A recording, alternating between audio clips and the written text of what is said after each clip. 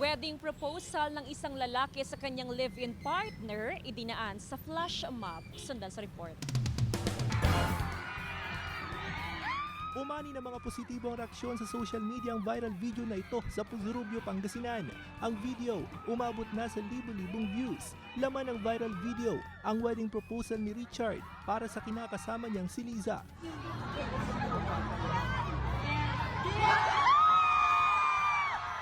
Pinunsyaban ni Richard ang mga kaibigang dancers para sa isang flash mob at para alukin ng kasal si Liza.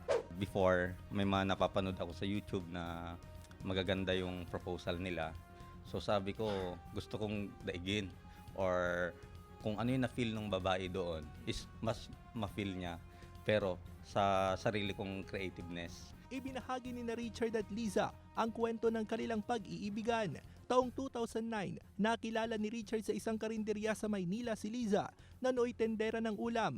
Dito nagsimula ang ligawan hanggang sa lumalim ang kanilang nararamdaman sa isa't isa. So, nagulat ako kasi alam ko naman na masayang tao siya pero hindi ko naiisip yung proposal na yun. Sa higit isang dekadang pagsasama, nabiyayaan na sila ng 3 anak. Mas lalong lalalim daw ang kanilang pagsasama kung may basbas na ng simbahan.